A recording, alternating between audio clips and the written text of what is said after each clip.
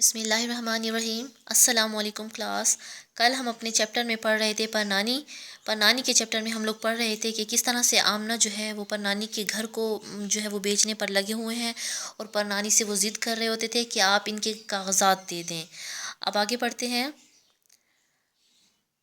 آمنہ جو ہے اس نے پرنانی سے کہا کہ اگر آپ اپنی داماد کی عزت بچانے کی خاطر اگر آپ ہمیں کاغذات دے دیں تو ان کی جان بچ سکتی ہے، اور مکان کی جو ہے وہ بات چیت یعنی مکان کے بیچنے کے لیے جو ہے وہ بات چیت چل رہی ہے۔ قبالہ دے دو گی تو ان کی جان بچ جائے گی، ورنہ یہ زہر کھانے کو تیار بیٹھے ہیں۔ یعنی اب آمنہ نے پہلے پیار سے اور پھر جو ہے وہ اس نے دھمکی دی کہ یہ جو ہے وہ مرنے کے لیے تیار بیٹھے ہیں، اگر آپ ہمیں قبالہ دے دو گی تو یہ بچ سکتے ہیں۔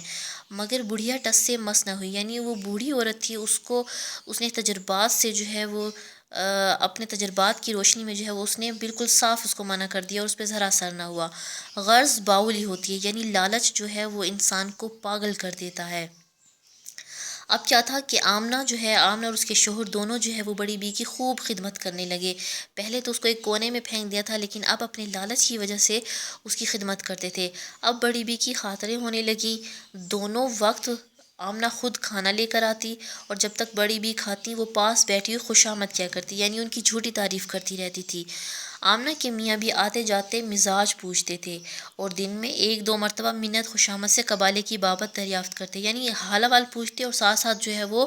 ان گھر کے کاغذات کے بارے میں بھی ضرور بات کیا کرتے تھے۔ پرنانی ٹھنڈے سانس بھرتی اور کبھی کچھ کہہ دیتی کبھی کچھ، یعنی پرنانی بھی جو تھی وہ بڑی سمجھدار خاتون تھیں، وہ بھی کیا کرتی کہ بات کو ٹال دیتی اور بہانے کر کے جو ہے وہ بات رفع دفع کر دیتی۔ اسی طرح کئی ہفتے گزر گئے۔ ایک دن صبح کو آمنہ اور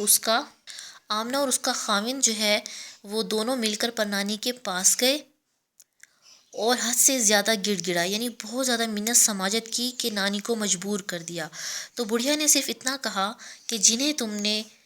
چیتھڑے جان کر پھینک دیا تھا وہ سب مکانوں کے قبالے تھے، یعنی وہ آمنہ کو کہا کہ تم نے جو وہ میرے پھٹے پرانے کپڑے جو مجھ سے زبردستی چھین کر پھینک دیے تھے، اسی میں ہی مکان کے جو تھے وہ تمام کاغذات موجود تھے، انہی میں اس مکان کا کاغذ بھی تھا، یعنی انہی کاغذات میں اس مکان کا کاغذ بھی ہے، وہ لا دو تو میں تمہیں نکال دوں۔ ان باتوں سے دونوں میاں بیوی مایوس ہو گئے، یعنی اداس ہوئے اور مطلب براری کی دوسری ترکیبیں سوچنے لگے، یعنی اپنی غرض پوری کرنے کے لیے وہ دوسرے طریقے سوچنے لگے۔ کاٹ کباڑ کی کوٹری میں اتفاق سے بلی نے بچے دیے، سارے بچے کوٹری میں جا گھسے۔ بلی کے بچوں کی تلاشی میں جو ٹوٹی پھوٹی چیزوں کو ادھر ادھر کیا تو ایک کونے میں پرنانی کی دلائی پڑی تھی، یعنی وہی دلائی جو نانی سے زبردستی چھینی گئی تھی اور جو آمنہ کی ماں نے رقیہ نے مل کر پرنانی کے ساتھ بنائی تھی۔ آمنہ کی چھوٹی لڑکی نصیرہ کو اور بہن بھائیوں کے خلاف پرنانی سے قدرتی لگاؤ تھا، یعنی آمنہ کی جو بیٹی نصیرہ تھی وہ نانی سے زیادہ محبت کرتی تھی۔ یہ دلائی کو لے کر سیدھی پرنانی کے پاس پہنچی اور کہنے لگی، نانی اماں آپ کی دلائی مل گئی، نہ جانے کس نے کوٹری میں ڈال دی تھی۔ بڑھیا کے بدن میں دلائی دیکھتے ہی جان سی آ گئی، یعنی زندگی کی ایک نئی لہر سے اس کے اندر دوڑ گئی۔ دلائی کو کلیجے سے سینے سے لگایا اور نصیرہ کو لاکھ دعائیں دیں۔ دلائی کے چھن جانے سے پرنانی کے بڑھاپے میں جو دیوانگی سی پیدا ہو گئی تھی اب وہ کم ہو چلی، یعنی زبردستی جو ہے وہ دلائی چھین لی گئی تھی، جس کی وجہ سے پرنانی جو تھی اس کی حالت پاگلوں جیسی ہو گئی تھی۔ اب کیا ہے کہ اس میں خاصی تبدیلی آئی تھی، اب وہ جو ان کی حالت خراب تھی اب وہ کم ہوتی چلی جا رہی تھی۔ اس کا کرب اور بے چینی سکون میں بدل گیا۔ کہتی، بیٹی یہ کپڑے کے ٹکڑے نہیں ہیں، میرے کلیجے کے پرزے ہیں، یعنی تمہیں صرف یہ جو ہے وہ ایک کپڑے کا ٹکڑا لگتا ہے، جبکہ یہ میری زندگی ہے، اس میں میری زندگی کے اہم واقعات جڑے ہوئے ہیں اور اسی میں میری زندگی جو ہے وہ وابستہ ہے۔ بڑی بی کی خیالات کا سیریل یہیں تک پہنچا تھا، یعنی بڑی بی کے خیالات کا سلسلہ بھی یہیں تک پہنچا تھا کہ آمنہ اپنے شوہر کے ساتھ اس کے پاس آئی۔ انہوں نے ایک دفعہ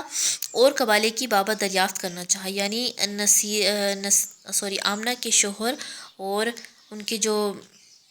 شوہر ہیں انہوں نے پھر سے جو ہے وہ کاغذات کے بارے میں پھر سے کچھ پوچھنا چاہا، اور اس دفعہ بڑی بی کو پرامن زندگی اور نصیرہ سے گھل مل کر باتیں کرتے دیکھ کر وہ سمجھے کہ اب بڑھیا ہوش کی باتیں کرنے لگی ہے، یعنی انہوں نے دیکھا کہ اب جو ہے وہ بڑی بھی جو ہیں وہ میرے بچوں کے ساتھ، نصیرہ کے ساتھ جو وہ گھل مل کر بیٹھی ہے، اور اس کا پاگل پن جو ہے وہ ختم ہو گیا، کیونکہ بڑی بھی جو تھیں وہ بہت زیادہ خاموش رہتی تھیں، تو انہیں لگا کہ اب یہ خوش بھی ہیں تو کیوں نہ، تقدیر سیدھی ہے تو دولت کے خزانے کی کنجی بتا دے گی، یعنی قسمت بھی اچھی ہے تو اس خوشگوار موڈ میں ہو سکتا ہے کہ پرنانی جو ہے وہ اپنے خزانے کی چابی کا مجھے پتہ بتا دے۔ یہاں آ کر جو دیکھا تو بڑی بی دیوار کی طرف ٹکٹکی لگائے کبھی بسورتی ہیں اور کبھی مسکراتی ہیں، یعنی وہ ایک ٹکٹکی، یعنی ایک ہی نظر میں ایک ہی طرف نظر جمائے رکھنا، تو وہاں پر جو ہے وہ دیوار کی طرف لگا کے بیٹھی ہیں، کبھی ان کا منہ جو ہے وہ غصے والا بن جاتا ہے، کبھی وہ مسکراتی ہیں، یعنی وہ اپنی پرانی یادوں کو یاد کرتے ہوئے کبھی وہ منہ بناتی ہیں، غصہ ہو جاتی ہیں، اور کبھی جو ہے وہ مسکرا دیتی ہیں۔